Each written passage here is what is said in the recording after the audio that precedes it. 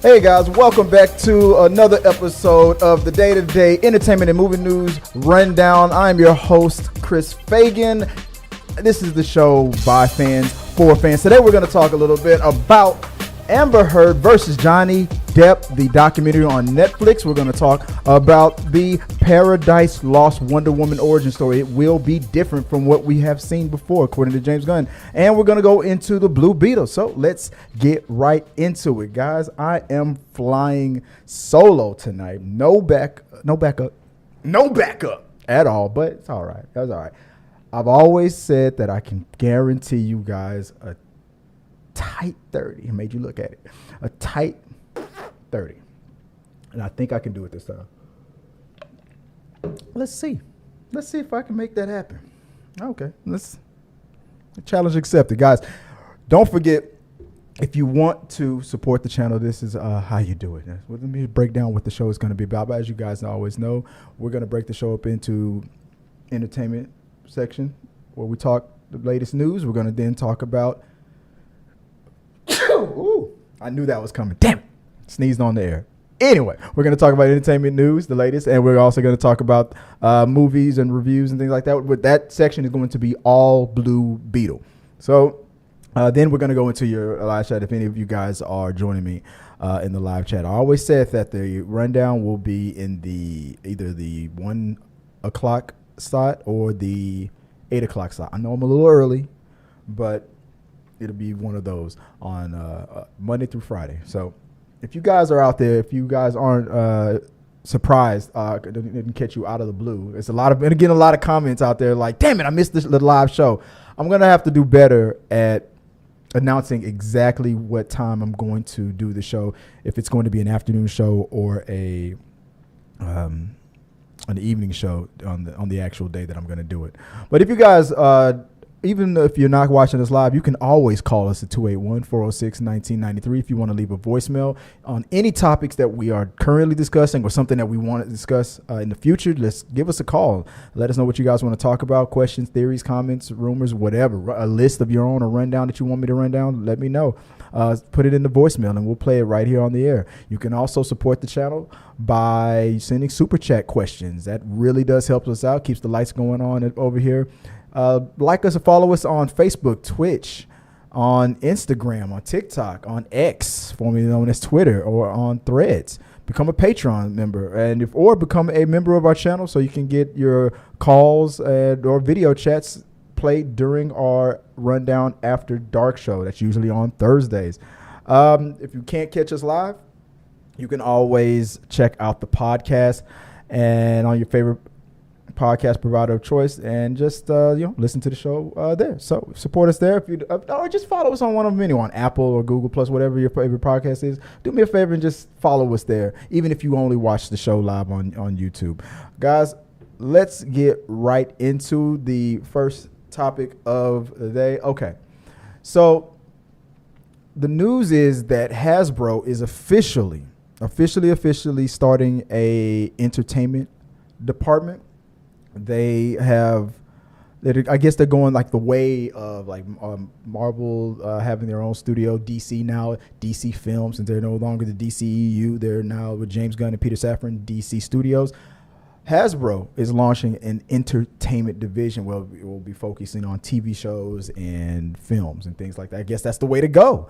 Kevin Feige, that pioneer, man, has started a movement. Now Hasbro is taking this a lot more seriously.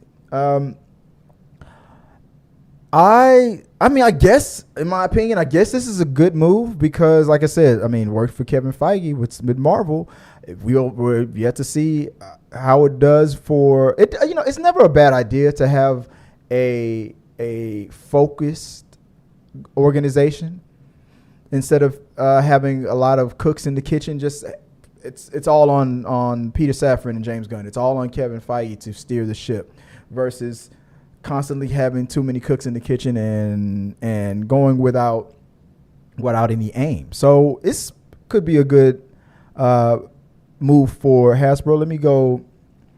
Let me see if I can pull up the actual story. This came in from Variety. Do I have it right here? Let's see if I got it.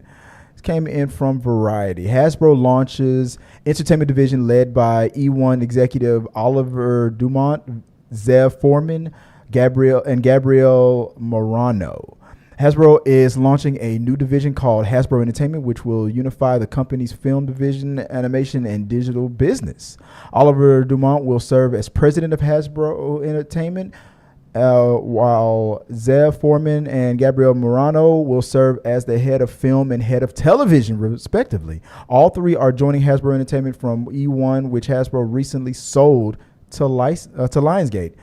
They say, we are thrilled to embark on this new chapter, building upon our rich heritage of storytelling to continue delighting audiences across generations. Dumont says, Gabe, Zev, and I look forward to working with the industry best creative talent, studios, and distribution platforms to push the envelope with innovation storytelling that will let fans engage with their favorite brands like never before, while also building exciting new worlds and new wave of Hasbro franchise for a growing audience. So, I mean, like I said, that's a way to, focus the ship. I mean, you have an obvious leader there. Instead of having just two guys for the DC films, you have three. You have a chief, you have one person whose main focus is film, the other person's main focus is TV for all the Hasbro properties. If you like it, I love it. Let me skip down a little bit. It says Foreman served as president of film production for E1, overseeing projects like Dungeons and Dragons, Honor Amongst Thieves, and Transformers: Rise of the Beast. His other film credits include All the Old Knives, Blue Beetle, Blue Bayou, and Dallas Buyers Club. Hasbro is currently developing and producing over 24 projects based on major IPs like Dungeons and Dragons, Transformers, G.I. Joe, Nerf, Play-Doh, Magic the Gathering, Peppa Pig, and My Little Pony. Well, you already know that in the past, at least, Transformers was one of the biggest franchise overall back in the Michael Bay days, and especially with Bumblebee. Those were like the best Transformers movie, in my opinion, was the first one, the third one, and Bumblebee. But don't sleep on the My Little Pony stuff. I mean, that was, to me, I felt like it was a pretty decent hit as well. Can there be a success with Peppa Pig? Magic the Gathering, though, that was interesting. Now, when it comes to Play-Doh, I don't know what the hell you're going to do with that. But I guess just like the damn dough, you can make anything happen. But with Nerf, I would be interested in a history of Nerf, how Nerf came to be. Because if I remember correctly, a black dude created Nerf. So just like that reminded me, when I thought about that story, that reminded me of Flaming Hot, like how Flaming Hot Fritos and stuff came to be. That was a good movie. So I would love to find out the story about how Nerf came to be. So let me know what you guys think about Hasbro Entertainment doing their thing and starting their own entertainment division. Do you think this is a good thing for that? Do they have enough on the bench for their IP? Let me know. Share your thoughts below, and let's move on to the next topic of the day. All right. So, in our next topic, Heard, Amber Heard versus Depp. That documentary just dropped on Netflix, and I was surprised, man, because I knew it was coming. I forgot all about it, man. I forgot all about this. So when I saw, I already committed to watching a new series that Tabatha recommended to me, and I was like, damn it. Then I saw this. I was like, oh man, the Amber Heard it just dropped. So I'll probably binge this myself, and do a binge review. I haven't done a decent binge review in a while. So I'm going to check that out, man. Every time I see Amber Heard on this trial footage, I always think about lead attorney. He said, look at the braid. Look at the jawline. Hey, I mean, look at her. She's a very, very beautiful woman. But damn, that was some drama, man. They're back and forth. Johnny Depp losing in Europe, coming in winning in America. I've always said that's one win for you, one win for you. Okay, that's 1-1. Y'all stay away from each other. I'm not taking Johnny's side. I don't want to hear anybody. I'm against Amber Heard. I'm only for Johnny. I'm not hearing I'm all about Amber Heard. I'm against John. I'm not hearing any. As we all know, there's some blame to go on both sides, and the he said was crazy.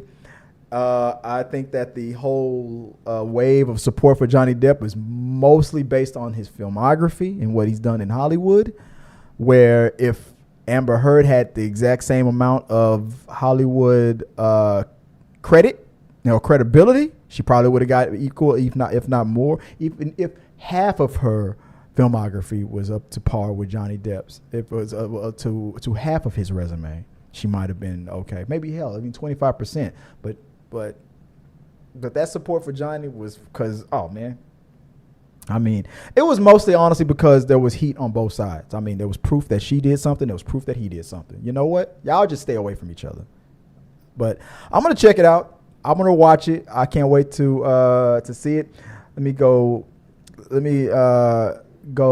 in here real quick. Let me see if I still have it up. Johnny Depp versus Amber Heard. This came in also. I'm still on Variety. If I can, let's go right here real quick. Let's see. Depp versus Heard. Netflix director did not want to interview Johnny Depp or Amber Heard. I wanted to get away from any he said, she said within the trial. Filmmaker Emma Cooper had to turn her notifications off. The director of Netflix Depp versus Heard knew that by diving back into the trial between Johnny Depp and Amber Heard, her latest project would attract a lot of commentary online. After all, the 6-week defamation case between one of the most famous celebrities on the planet and his rising star ex-wife was televised live with viewers around the world consuming explosive testimony, including from both actors who accused each other of domestic violence. In the end, the jury voted in Depp's favor, with Heard ordered to pay him $10 million in damages and ultimately settling their long-running legal battle for $1 million. That was the American trial. She won her case, the defamation case in the UK. So, but I don't remember or recall if there was any financial obligations on that one. Let me scroll down a little bit more. It's a balance of level of hate, Cooper says with a laugh. I pride myself that it tends to be very 50-50, she says, referring to fans and detractors on both Depp and Heard. Yeah, it was 50-50, but Depp's fans were way more vocal. So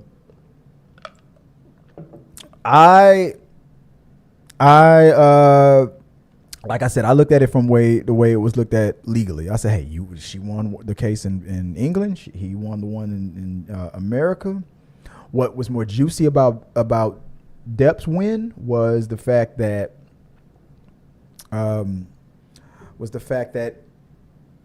it had a settlement involved, $10 million, and she was like, I can't afford that. You know what I'm saying? I just don't got it. Then all of a sudden she turned into a deadbeat dad. I just don't got it. But let me know what you guys think about that. Are you going to check out the documentary? I'm curious in checking. I'm going to probably binge it. If I watch it, I'll do a review on the show. Let me know in the comments below what you guys think about that. And let me move on to the next topic. Topic number 3. Let's see. Let me move on here. We have so the news came out that James Gunn pretty much confirmed that Wonder Woman on his Paradise Lost series will have a completely different origin for Wonder Woman, completely different from the origin that we saw in the DCEU, the one that was given to us by Snyderverse. I told y'all, I think it was yesterday or was it the day before? I told you I said that with that interview that Gal Gadot just did, if James Gunn ain't saying anything, then don't take it as the truth that whether or not she was going to return or not. Now James Gunn is pretty much the reason why James Gunn never said anything makes sense because he was about to drop this nugget that the room. But at this point, let me just okay. Don't take it as gospel because this is still at the rumor stage. But I have a feeling that it's going to be confirmed that the reason why James Gunn didn't say anything directly about Gal Gadot's interview about whether or not she was going to come back for Wonder Woman 3 was because the origin story of the character will be different in this series that's coming out in DC under DC Films under the new DC, and it makes sense why he never said anything. He doesn't have to because it's going to be proof. It's going to be in the pudding. So if he confirms it, if he comes out and says it's going to be, if he says that it's a different origin story, boom, Gal Gadot can't be Wonder Woman.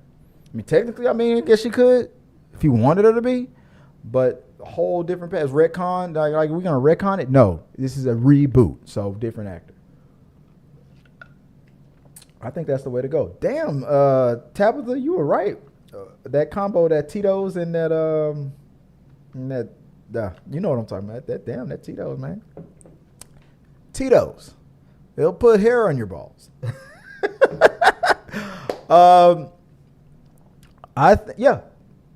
Proof right there in the pudding, man. I think that's pretty much it to confirm why James Gunn hasn't said anything, or that Gal Gadot will no longer be Wonder Woman because the whole origin is going to be changed. So we'll see. Well, I guess we'll find out once he officially says something if he hasn't already. When Paradise Lost comes out, if it's a totally different origin story than what we've seen in the past, then there you go. That'll be it. They're going to reboot and recast the Wonder Woman character. What do you guys think? Let me know what you guys think. Comment below, and let's go get out of the entertainment news portion of the show, and let's get into the movie reviews. So, guys, Blue Beetle just is about to come out, and some of the Rundown crew, Susan Gonzalez and Issa Medina, went to an advanced screening and saw it yesterday, and they had an out of theater screening of the movie. So I want to help them out real quick, and I'm gonna put this out. I'm gonna show this out of theater screening of Blue Beetle. So, guys, here is the out of theater. Let me see if I can get this on here right. I hope the volume is good. Let me get this ready. The out of the theater review of Blue Beetle. No spoilers. Don't worry about it. No spoilers. But here it is. Check this out and let me know what you guys think. Check this out. Oh. Hi guys, this is T3 Media. So we're here at the theater just straight out of the movie Blue Beetle. Blue Beetle is coming out on the 18th. But we just want to do a quick review on it, no spoilers. So what did you think of the movie? I loved it. It had so much action. The Latino community is going to love it. It had so much comedy. George Lopez kills it. Jaime Reyes, perfect. Mm-hmm. Everybody's going to love it. The action is just almost like watching Iron Man. It was just so amazing. The comedy was just amazing. It was gonna be Iron Man vibes. Yeah. It was. I really liked the whole family dynamic of it. Oh yeah, the family dynamic. They were so closely knit that it made you really feel like you were part of them. Really a part of the family. Yeah. It's like for Latinos, like the family aspect, you're gonna relate to it. You're gonna see blending to it, like relating to it. See some of the family members. You're gonna feel like you're your family, because I actually felt like that's my Hispanic family. What did you think of the actor? The main actor, he's amazing. I mean, I loved him in Cobra Kai. Everybody watched Cobra Kai. Yeah, he was so good. He's amazing. I'm gonna be blown away. I might see this movie again. It was just that good. I loved it. Good. Well, that's it, guys, and we'll see you later. Maybe we'll do a bigger review on the channel. Go watch this movie. All right. Yeah, there you go. Thank you it's Issa and Jesus for going out there and checking out Blue Beetle early and sharing your thoughts on the upcoming film. Guys, go check it out if you want to. I guess if you want to do your own review, if you want to do your own discussion about the movie. There's still no ban. We're not told by SAG or anybody to not see movies. So if you want to see it, go check it out. But that was their reaction, their take on the film. Let me know what you guys think. Comment below. Are you excited? Are you excited to go see the Blue Beetle movie? Are you interested in checking it out? The reviews are higher. I'm about to sneeze again. The reviews are higher than what people thought it would be. It's getting some good reviews. I'm going to go check it out myself when it comes out on Friday. So let us know what you guys think in the comments below. Hit the like button, subscribe, and until next time. All right. Moving on to the next topic. We're going to stay on the topic of Blue Beetle. But we're going to. This is T3 my Media, bad. so we're here. We're gonna stay on the topic of Blue Beetle, but we're gonna talk about the Rotten Tomato scores. So it debuted today at I think 85% on Rotten Tomatoes, but when I last checked it, it was down to 82. I don't know what it's at right now. As of right now, it's at 82%. It debuted at 85, dropped down to 82. One of the highest reviewed movies from DC period. One of the highest reviewed ones. That is interesting to me. The fact that it's one of the highest reviewed movies from DC. I remember when they said this movie was about to come out, it was supposed to be only go to HBO Max, and it was like, no, this is good. Let's put it on theaters. Hey, good call. According to the critics and the reviews, 82%. It's one of the highest reviewed movies in DC history. Good call. Whoever made that call, whether it was Zaslav or whoever made the call, good call. It obviously worked out. That was a good call because it's a high rank. So it makes me even more excited to go check it out. So let me know what do you think? Do you think that based on that review, on the fact that it's highly criticized, the critic review, the audience reviews haven't come in yet, obviously, because the movie hasn't really come out yet, but does that make you more or less likely to go check it out? Comment below. Let me know what you guys think. Maybe we'll talk about it on We Got Your Mail. And keeping on the topic of Blue Beetle, the early reviews that did come out were more positive, obviously, because you saw the score, more positive than negative. So let's take a look at some of these reviews. I think if I'm not mistaken, that I think I have it. Let me see if I still do. If I do not, let me see. The scores, I already have that. I already showed that. There we go. Yeah, so let's go check out some of these reviews. Let me squeeze it in. There we go. Is that cutting it off? There we go. Let me do this. There we go. Let's check it out. So, let's see. Jake Coles from the Associated Press. If ever a low-stakes, fairly derivative superhero movie, a low-stakes superhero movie like this can charm, thanks to its warm Hispanic perspective and winning supporting cast, there's plenty of hope yet for this genre. Bugs and all. There you go. Teresa Husino. Blue Beetle is an entertaining, buoyant, hilarious nugget of a film that will make you feel deeply and might even make you think deeply if you let it. All right. Not everybody liked it. Maya Phillips from the New York Times gave it a. They pretty much said. Oh, the first people said. I like that. This person, here we go. We got This unremarkable story, along with cheap-looking visual effects and Soto's colorless direction, is a prime example of somnambulist filmmaking that lulls the audience into a mindless stupor. I don't like that. All right. Damn.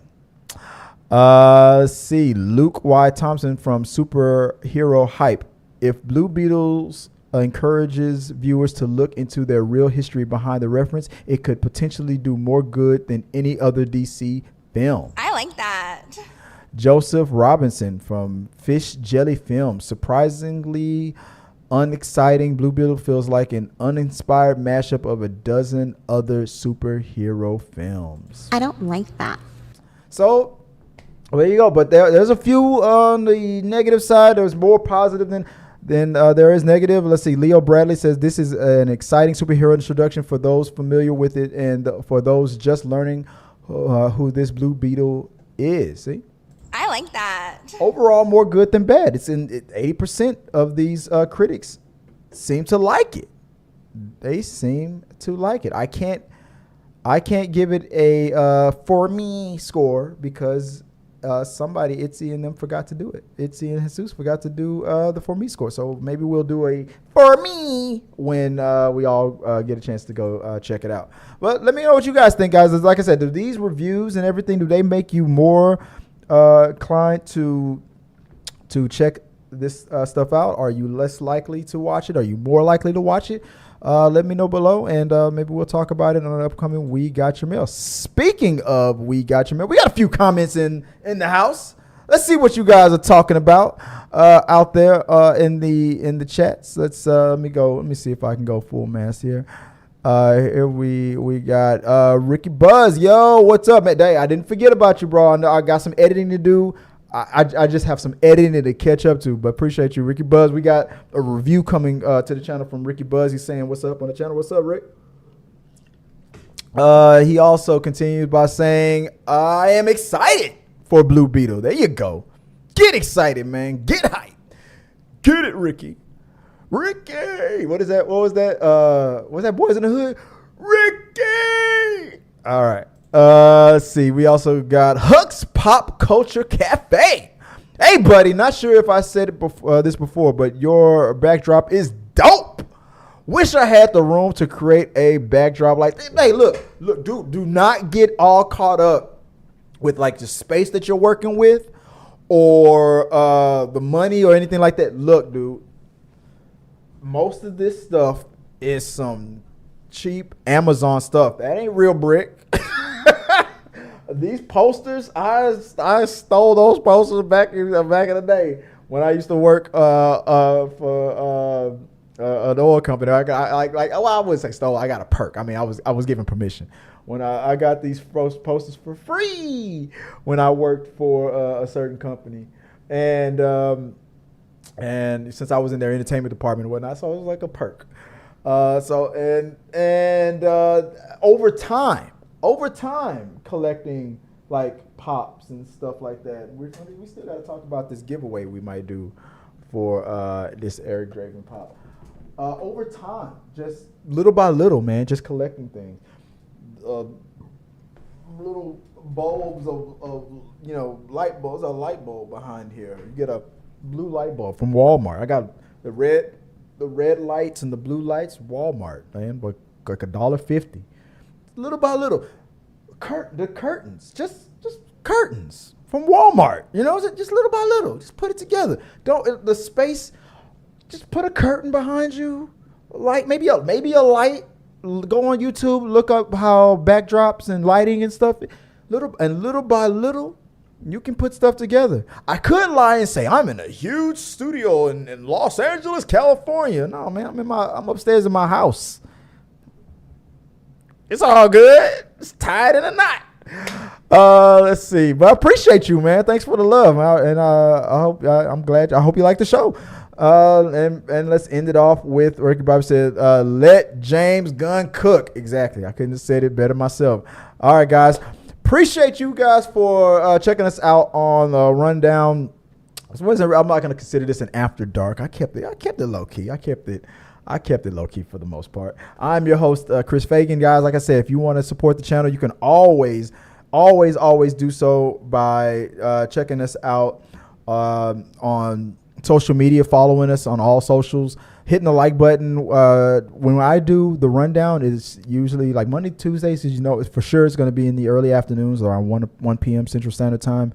Wednesdays, Thursdays, and Fridays may be the after 7 or 8 o'clock p.m. Time and whatnot.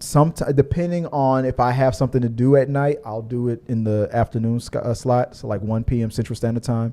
If not 1 p.m., definitely 8 or 7:30 or whatever, 8 o'clock in the p.m. But from now on, I will give you guys a heads up. Mostly the Thursday show is definitely a rundown after dark because the people that come in and help us out it'll be in the evening. So tomorrow we're gonna have Tyler Causey, one of our horror movie experts, helping us out on the rundown. After we got a little announcement and a surprise for you guys, so I hope you guys tune in tomorrow.